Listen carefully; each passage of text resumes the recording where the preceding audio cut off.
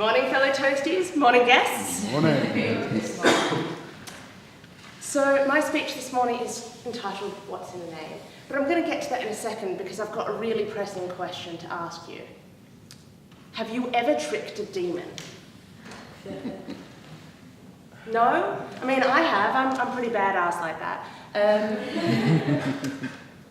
No? No one? All right, okay. So I'm going to tell you about how I've tricked demons in my lifetime. And by the end of this, I bet that at least one or two of you will be saying, you've tricked a demon or two. All right, so the first question is, what is a name? What's in a name? So a name is something that somebody else calls you. It can always be yours, or it can be something that someone throws at you. It is how we decide who we're going to be. You know, my name is my reputation over there, but it's also how I fit in my clan over here. A name is a deciding factor in your life. According to Jewish tradition, and I'm Jewish, and in fact, according to a lot of traditions throughout Europe, if someone is drastically ill, they change their name as a community, allowing that person to start anew, to start fresh. And the background behind that is that the theory was a demon was chasing that person. And you change that person's name, that demon cannot find that person anymore. So, my name is Shoshana, and my name has caused more than a little upstir in my life.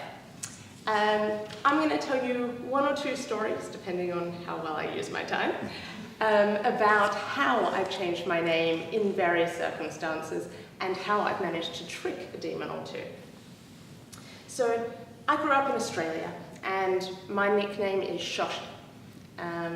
In Hebrew, an I at the end of your name generally means that you belong to, you are mine. So, Chatuli is my cat. So my parents call me Shoshi, so my Shosh.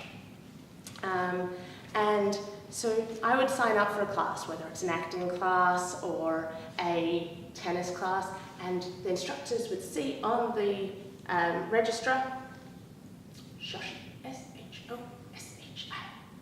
Little Japanese boy, right? Oh, so that always proved to be an interesting introduction into a class. You're not Japanese. And icebreakers were very interesting. You know when you're tossing around a ball and everyone's trying to remember whose name is whose? I was always the last one because no one could remember what I was called. Sushi? Yoshi? Anyway, somehow, some ball would end up flying at me, usually with a word like sausage. It's a good name, I think. When I was in 6th grade, I had a new teacher. I had her for Hebrew, and she was a large woman. And she was one of those women who brought the energy to the room.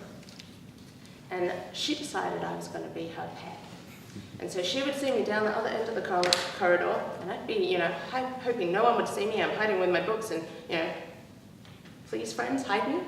And no, this woman would see me and she'd be like, Shoshkale! And the whole room would stop, the whole hallway, all these buzzing students who are 12 and 13 and pretty loud little kids. Shoshkale! Oh, okay, all right, I'm coming. And this teacher decided that I was going to be her pet, I was going to do all the tasks she didn't, her favourite student was going to do. I transferred out of her class faster than anything anyone has ever seen. After being called Shoshkale for a year, I decided that I'd had enough. And into my teenage years, I decided that, most of my friends weren't Jewish, they couldn't handle my name. It was cool to be Yoshi for a while. For a while I was the sushi meister.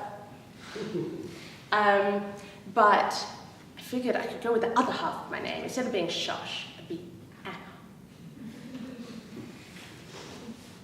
Anna was so simple, You go to a bar and you hand in your ID, and you're like, I'm Anna. And the bouncer's like, okay.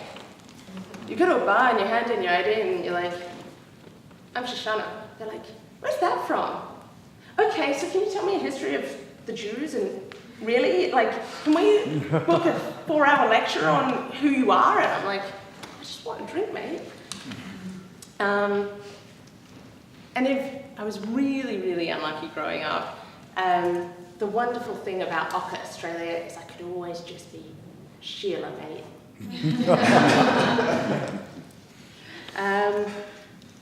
So my parents named me Shoshana because they have 3 kids already, and they're all olive-skinned, dark-haired.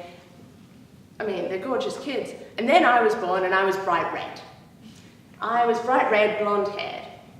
And so they thought, you know, I've got these Mediterranean-looking things, I've got this bright red thing, desert rose, right? So my name means desert rose. And my siblings think that that's great because they think I'm the thorn in their side. My parents think that I'm all fragile, so it's great. So, I ask you all, have you ever tricked a demon and changed your name? Have you done that? Have you decided to change your identity and become a new person and change your saying? It's incredibly liberating. But most importantly, that which we call a rose, would it smell as sweet? I definitely advocate for changing your deodorant if that's the case.